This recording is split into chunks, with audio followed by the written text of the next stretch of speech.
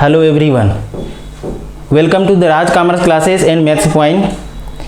पिछले क्लास में हम लोगों ने डिस्कस किया हुआ था बीएससी सेकेंड ईयर मैथमेटिक्स का पेपर फर्स्ट एडवांस कैलकुलस का एक कॉन्सेप्ट था कि किसी भी सीक्वेंस का कन्वर्जेंसी चेक करना।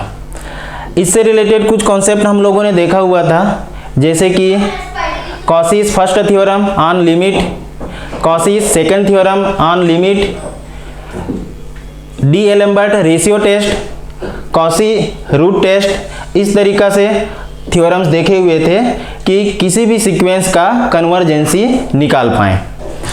तो उसी से रिलेटेड एक क्वेश्चन आज हम लोग डील करने वाले हैं।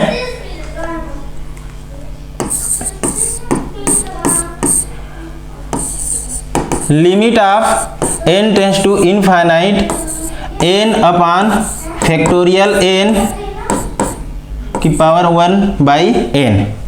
तो इसका लिमिट हमको चेक करना है, कन्वर्जेंट होगा या डाइवर्जेंट होगा, दोनों पॉसिबिलिटीज़ है। क्या होगा ये हमें चेक करना है। तो सबसे पहले हम देखते हैं कि ये जो लिमिट है n tends to infinite n upon factorial n raise to 1/n। हमारे पास दो थ्योरम, एक है Cauchy's first theorem on limit और एक है Cauchy's second theorem on limit. तो उस पोजीशन में लाने के लिए हमें देखना पड़ेगा कि इसको किस तरीक़ा से उसमें एडजस्ट कर सकते हैं। जैसे हमें ये पता है Cauchy's first theorem on limit क्या कहता है कि एक सीक्वेंस an है greater or is equal to 0, तब limit of n tends to infinite a1 plus a2 plus dash dash dash plus an upon n is equal to l। इसका limit हमें यदि फाइंड करना है तो हमें फाइंड करना पड़ेगा limit of n tends to infinite an is equal to l। इस सीक्वेंस का लिमिट वही होगा जो limit of n tends to infinite an का होगा। यह हमारा कॉसीस फर्स्ट थ्योरम था। कॉसीस सेकेंड थ्योरम क्या कहता है? सेकेंड थ्योरम कहता है कि if an is greater or is equal to 0 है और यदि limit of n tends to infinite an plus 1 upon an is equal to l है, तब limit of n tends to infinite an raise to 1/n is equal to l होगा। तो इसके लिए क्या कंडीशन आया? an greater or is equal to 0, limit n tends to infinite an plus 1 upon an is equal to l।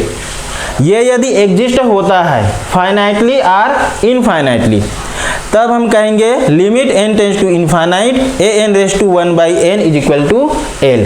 तो ये Cauchy's second theorem on limit है। अब देखते हैं क्या कॉसीस फर्स्ट थ्योरम या कॉसीस सेकंड थ्योरम, दोनों में से कौन सा थ्योरम अप्लाई कर सकते हैं।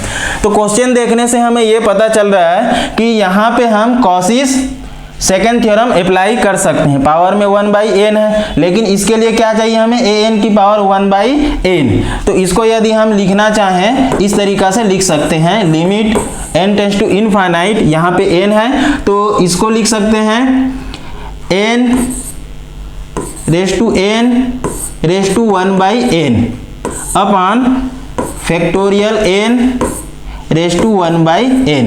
यहाँ से देखिए n और n कैंसिल होके आपके पास n बचेगा। अब ये जो लिमिट आ रहा है आपके पास, limit of n tends to infinite, इसको हम कैसे लिख सकते हैं? n raise to n upon factorial n raise to 1/n। इस तरीक़ा से हमारे पास सीक्वेंस आ गया। अब इसको हमें चेक करना है कन्वर्जेंट है या डाइवर्जेंट है। तो क्या करते हैं? an सेलेक्ट करते हैं। तो सबसे पहले हम an सेलेक्ट करते हैं। यहाँ पे an की वैल्यू कितनी है? an की वैल्यू कितनी है? n raise to n upon factorial n। ये हमारा an हो गया। कॉसी सेकंड थ्योरम में किसकी जरूरत है? an प्लस 1 की जरूरत है। दैट इंप्लाइज हम क्या बोलेंगे? an प्लस 1 की वैल्यू कितनी होगी? यहाँ से n की जगह पे n+1 यदि रखते हैं तो n+1 raise to n+1 upon n+1 factorial. तो an और an+1 ये दोनों लिखने के बाद हमें फाइंड करना है an+1 अपान an की वैल्यू, an+1 अपान an की वैल्यू। तो यहाँ से क्या हो जाएगा, दैट इम्प्लाइज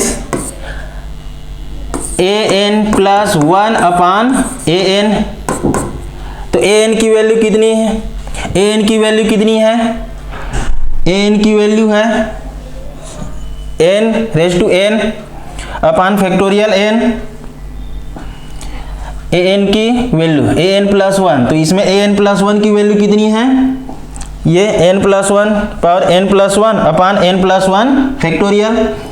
तो यहाँ से हो जाएगा n+1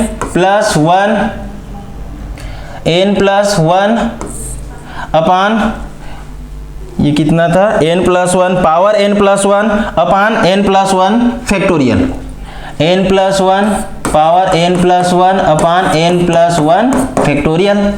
n की वैल्यू कितनी है, upon n raise to n upon factorial n। इसको सॉल्व करते हैं, देखिए ये हो जाएगा n+1 raise to n+1 upon n+1 factorial. नीचे वाला जो टर्म है इसको हम कैसे लिख सकते हैं, प्रोडक्ट के फॉर्म में factorial n upon n raise to n। इसको सिंप्लीफाई करते हैं, यहाँ से क्या हो जाएगा, n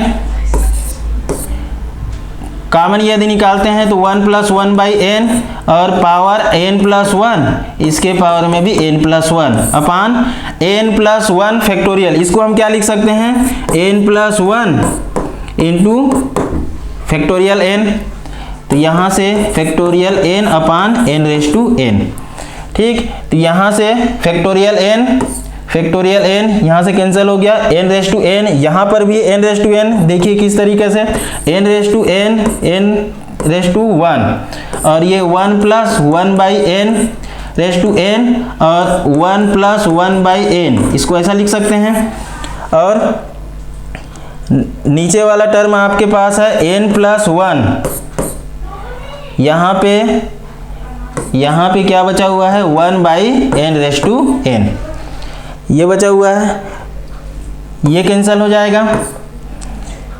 फिर यहाँ से देखिए n+1 और ये 1+1/n, और क्या बचा बस अपने पास।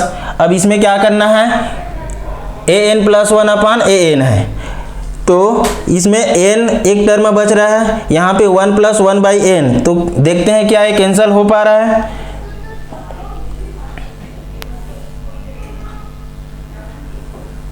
देखिए इसको हम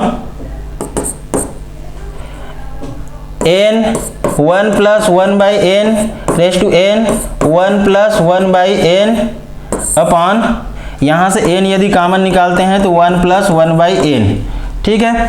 ये हमारा कैंसिल हो गया, 1+1/n 1+1/n। तो यहाँ से हमको मिला 1+1/n रेज टू n, किसकी वैल्यू है, an+1 अपान an की वैल्यू है। लेकिन हमें क्या चाहिए, इसका लिमिट चाहिए। तो इसका जो लिमिट होगा, limit of n tends to infinite an+1 upon an is equal to limit of n tends to infinite 1+1 upon n raise to n। तो पिछले क्लास में हम लोगों ने डिस्कस किया हुआ था कि limit of n tends to infinite 1+1/n raise to n, इसकी वैल्यू कितनी होती है, एक्सपोनेंशियल होती है।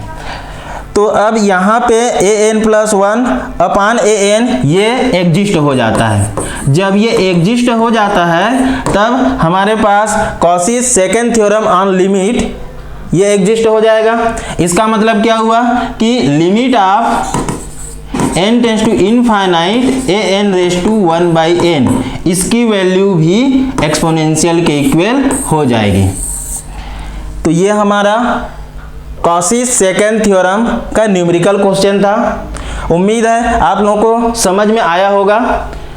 Thank you for watching video.